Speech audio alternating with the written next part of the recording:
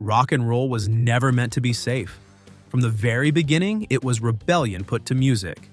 But some bands took that reputation and ran with it, straight into territory that shocked even the most jaded music fans. Hotel rooms destroyed, riots started, arrests made, and behavior that would make headlines for decades. These are the 7 most scandalous rock bands of all time. Number 7. The Rolling Stones.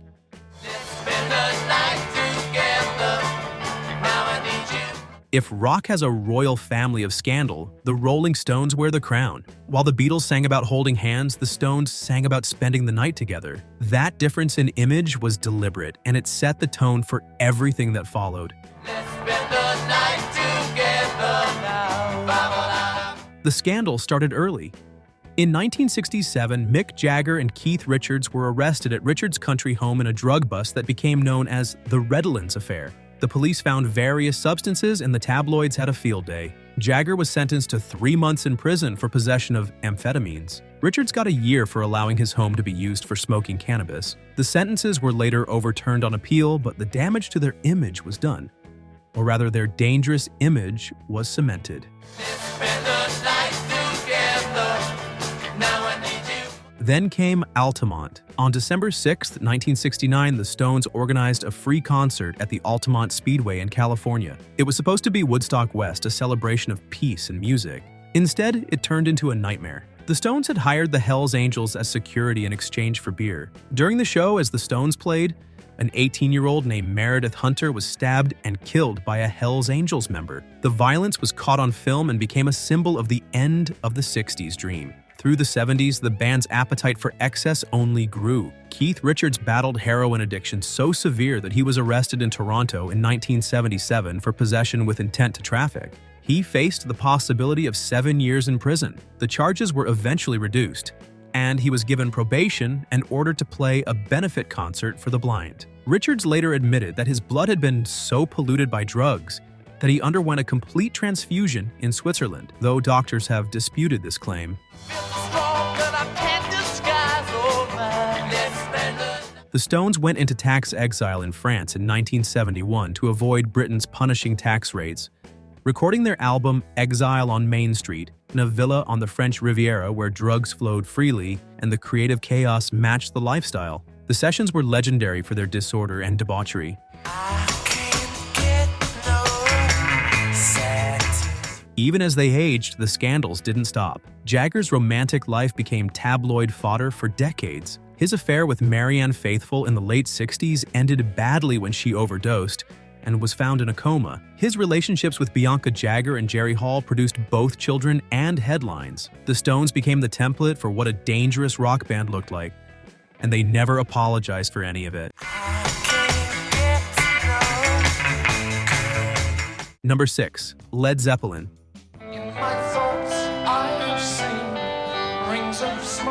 Led Zeppelin turned rock excess into a dark art form. Throughout the 70s, they were known not just for their groundbreaking music, but for behavior that became the stuff of legend and myth. The stories from their touring days are almost too numerous and too extreme to catalog completely. Hotel destruction became a Zeppelin trademark. The Hyatt House on Sunset Boulevard in Los Angeles became known as the Riot House because of bands like Led Zeppelin. Television sets thrown from windows, furniture destroyed, entire floors wrecked, rooms flooded. The band and their road crew, particularly tour manager Richard Cole, treated hotels like personal playgrounds where normal rules didn't apply.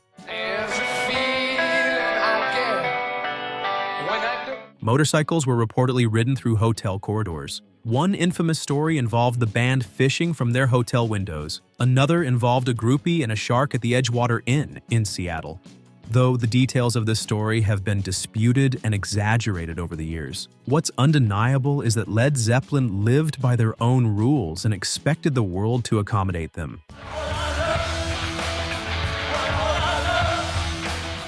The band's excesses weren't limited to property damage. Their consumption of substances was staggering. Jimmy Page's heroin use became so severe that it affected his playing. John Bonham's drinking was legendary even among heavy drinkers. He would consume massive amounts of alcohol before shows, during shows, and after shows. His nickname was the Beast for good reason. Jimmy Page's interest in the occult added another layer of darkness to the band's reputation. He purchased Aleister Crowley's former home, Boleskine House in Scotland, and filled it with Crowley's belongings and writings. Page's fascination with the notorious occultist led to whispers that the band was involved in dark magic. When tragedy struck, people pointed to curses. When Robert Plant's 5-year-old son, Carac, died from a stomach infection in 1977, while the band was on tour, some fans blamed a curse. When drummer John Bonham died in 1980 from choking on his own vomit after drinking heavily at a rehearsal, some saw it as the culmination of years of excess finally catching up.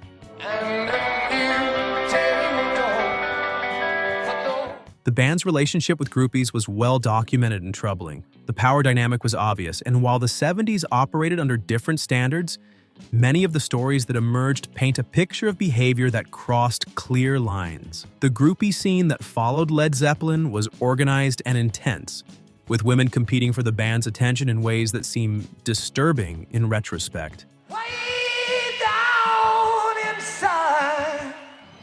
In 1977, 3 members of Led Zeppelin's crew were arrested and later convicted of beating up a member of Bill Graham's staff at a concert in Oakland. The incident showed that the violence wasn't just in the music or the hotel rooms.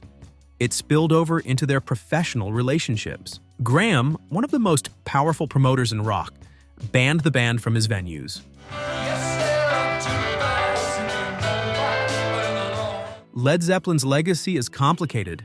The music is undeniable, but so is the reality of what they did with their fame and power. They set a standard for excess that later bands would try to match, rarely succeeding in either the musical brilliance or the depths of the chaos. Number 5. Motley Crue. If Led Zeppelin wrote the blueprint for rock excess, Motley Crue turned it into their entire identity. The Los Angeles band formed in 1981 and immediately set about living up to every parent's worst nightmare about rock musicians. Their manager, Doc McGee, later said he spent 10 years apologizing for the band. He added that there was nothing he liked about them, and this from the man who made a fortune managing them. When your own manager can't defend you, you know you've reached a special level of depravity. The band's formation itself was rooted in chaos. Nikki Sixx, Tommy Lee, Mick Mars, and Vince Neil came together in the Los Angeles club scene where drugs, groupies, and destruction were the currency of success. They embraced it all immediately. Their early shows on the Sunset Strip became notorious for the band's appearance as much as their music. The makeup, the leather, the spikes, the attitude. They looked dangerous because they were dangerous. The stories are endless. Nikki Sixx, the bassist and primary songwriter, nearly died from a heroin overdose in 1987. His heart stopped. Paramedics revived him with adrenaline shots. He was pronounced dead, then came back. His response was to escape from the hospital and go home to do more drugs. He later wrote a book about it called The Heroin Diaries. The book detailed a year where he was barely functional, his veins so damaged from injections that he had to find new places to inject. The fact that he survived is remarkable. Then there was the tragedy that should have ended everything. On December 8, 1984, singer Vince Neil drove drunk with Hanoi Rocks drummer Nicholas Razzle Dingley as his passenger. The two had been partying for days. When they ran out of alcohol, Neil decided to drive to the liquor store to get more. He was doing 65 miles per hour in a 25-mile-per-hour zone. He lost control and crashed into oncoming traffic. Razzle was killed instantly. The 2 people in the other car were seriously injured, one suffering brain damage and the other breaking bones in the crash. Neil's punishment was shockingly light. He was sentenced to 30 days in jail and served only 20. He paid $2.6 million in restitution. Then he went back to the band and continued as before. The incident barely slowed them down. The guilt would haunt Neil, but it didn't change his behavior for years to come. The band's 1982 tour through Canada became notorious for staged publicity stunts. They were arrested at the Edmonton airport for wearing their spiked stage costumes through customs, which were deemed dangerous weapons. Neil arrived with a bag full of adult magazines, which Canadian customs considered indecent material. Both were publicity stunts orchestrated by their manager to generate headlines. Tommy Lee threw a television from a hotel window in the Sheraton. The band was banned from Edmonton for life. Canadian rock magazines noted the band with a mix of shock and amusement. Their autobiography, The Dirt, published in 2001, cataloged decades of drug abuse, sexual exploits, and general chaos. The book was so explicit that it shocked even people familiar with rock biography. Tales of hotel room destruction, encounters with groupies, near-death experiences, and behavior that would land normal people in prison filled its pages. It was later adapted into a Netflix movie that toned down many of the most extreme stories because they were considered too disturbing for audiences. Through it all, Motley Crue kept making music and kept destroying everything in their path. They represented the 80s hair metal scene at its absolute worst and most excessive. The fact that they survived long enough to retire and then come back for reunion tours is remarkable. They lived the lifestyle that killed so many others and somehow kept going. Number 4, Guns N' Roses.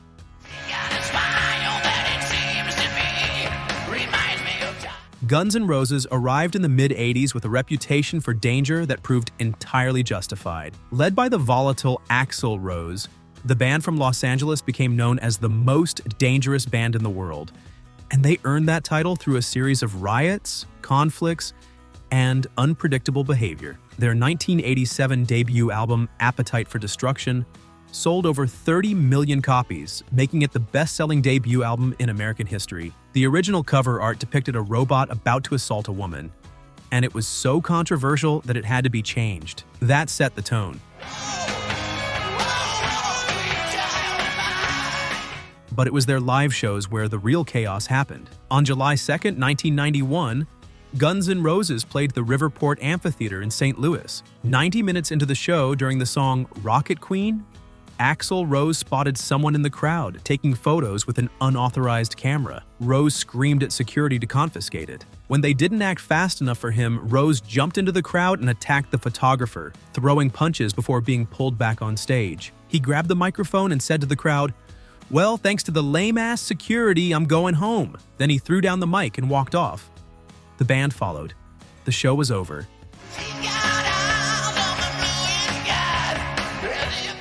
The crowd of over 25,000 people erupted. They tore apart the venue. Equipment was stolen. Fire was set to merchandise. The destruction totaled around $200,000. 65 people were injured, including 25 police officers.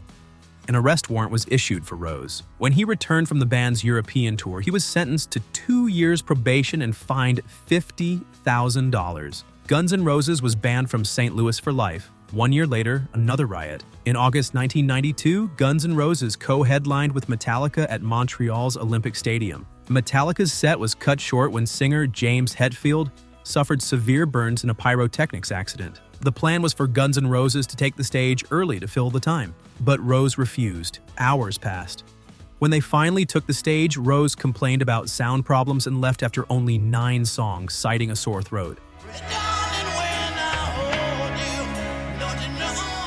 The crowd of over 50,000 people rioted. They caused an estimated $400,000 in damage. Stadium seats were ripped up. Merchandise was piled and set on fire. Windows were smashed. The riot spilled into the streets where stores were looted and cars were overturned. Police used batons and tear gas to control the mob. Guns N' Roses has never played Montreal since. Beyond the riots, there were the late starts. Rose would keep crowds waiting for hours before taking the stage, offering no explanation or apology. He would storm off mid-set if something didn't please him. He aired the band's problems on stage, publicly calling out his bandmates for their drug use in front of 70,000 fans in Los Angeles. The band hated him for it, but they were trapped by their own success. Their 1988 album included the song "One in a Million," with lyrics so offensive that even some fans couldn't defend it. The controversy followed them everywhere. Guns N' Roses represented a specific kind of chaos where talent and self-destruction fed each other until the whole thing nearly collapsed. Number 3, the Sex Pistols.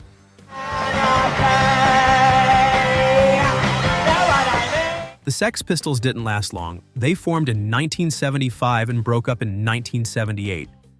But in those few years, they managed to create more scandal than bands that lasted decades. The Pistols weren't just a band. They were a cultural bomb. Their appearance on British television in December 1976 became a national scandal. The host, Bill Grundy, goaded the band into cursing on live television. Guitarist Steve Jones called Grundy a dirty old man and used profanity that shocked the nation. The next day's newspapers called it the filth and the fury. The show's producer was suspended. The interview ended Grundy's career.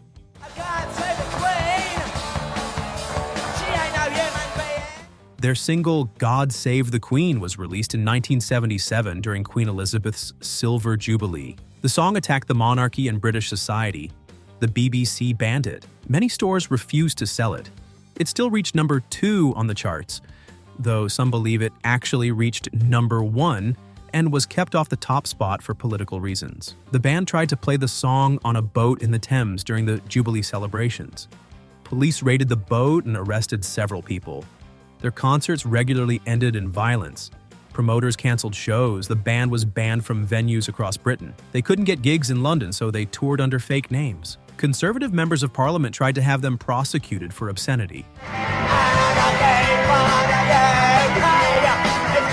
The band's bassist, Sid Vicious, became the ultimate symbol of punk's dark side. He couldn't really play bass when he joined the band, but he looked the part. His relationship with Nancy Spungen was violent and drug-fueled. In October 1978, Spungen was found dead in their New York hotel room, stabbed once in the abdomen. Vicious was arrested and charged with her death.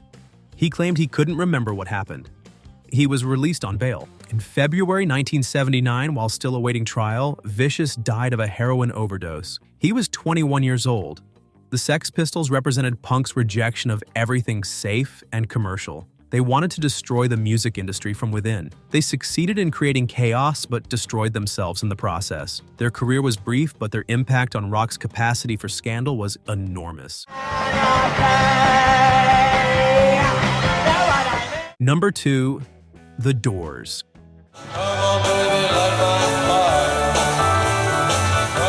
The Doors were dark and dangerous in a different way than other bands on this list. Led by Jim Morrison, they combined serious musical ambition with Morrison's increasingly erratic behavior and self-destructive tendencies. Morrison's drinking was legendary. He would show up to concerts so drunk he could barely stand. He would forget lyrics. He would ramble incoherently between songs. He would insult the audience. The other band members never knew which version of Morrison would appear on any given night. The most infamous incident happened on March 1st, 1969 in Miami. The Doors were playing at the Dinner Key Auditorium. Morrison was drunk and late.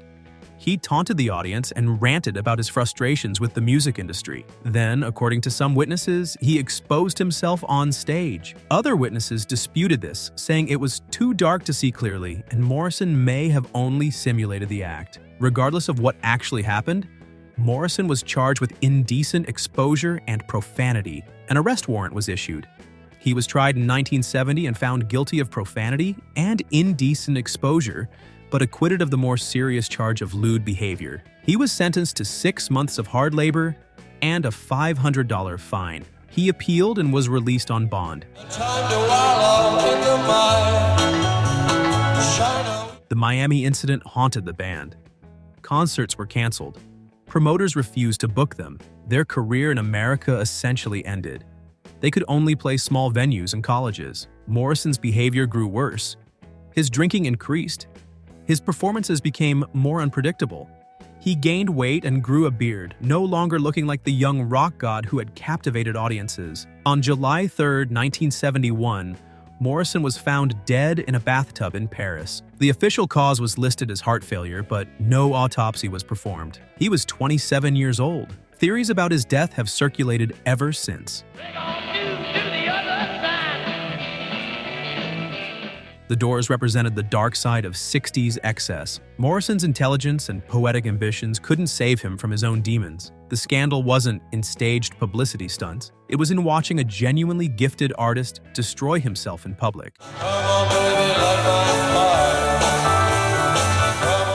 Number 1.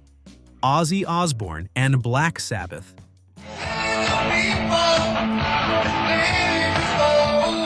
Black Sabbath invented heavy metal and brought darkness into rock music in ways that shocked audiences. But it was Ozzy Osbourne's solo career that really cemented his reputation for scandal. With Black Sabbath in the 70s, Osbourne was known for extreme drug and alcohol abuse. The band's lyrics about darkness and Satan were controversial enough, drawing criticism from religious groups and parents across the world. But Osbourne's personal behavior was what really drew attention. He was fired from Black Sabbath in 1979 because his substance abuse had become unmanageable even by the band's standards, which is saying something given the band's own reputation for excess. His solo career launched in 1980, and the controversies came fast. In 1982, during a meeting with CBS Records executives in Los Angeles, Osbourne released 3 doves in the room as a publicity stunt meant to symbolize peace. When one dove landed on his hand, he bit its head off in front of the horrified executives. Blood went everywhere. The executives were shocked and disgusted. CBS seriously considered dropping him from the label, but his manager Sharon convinced them to give him another chance. Then came the infamous bat incident. On January 20th, 1982, during a concert in Des Moines, Iowa, a fan threw what Osbourne thought was a rubber bat onto the stage. The stage was dark. Osbourne picked it up and bit its head off, expecting it to be fake. It was a real bat. The animal bit him back before it died. Osbourne had to undergo a series of painful rabies treatment shots. The incident became one of rock's most legendary moments, cementing Osbourne's reputation as someone who would do absolutely anything. He claims to this day that he thought it was a toy. Baby, it's not too late. In 1982, a 19-year-old fan took his own life while listening to Osbourne's song, Suicide Solution. The parents sued Osbourne, claiming the song encouraged their son's actions and contained hidden messages telling listeners to harm themselves. The case was eventually dismissed on grounds of free speech, but it brought intense scrutiny to Osbourne's lyrics and image. Similar lawsuits followed over the years, each one dismissed, but each one adding to the controversy surrounding his music. Osbourne's marriage to Sharon Arden in 1982 saved his life, by his own admission. She became his manager and helped control his worst impulses, though the chaos never fully stopped. She got him into rehab multiple times. She managed his career with an iron fist. Without her intervention, Osbourne likely would have died years ago.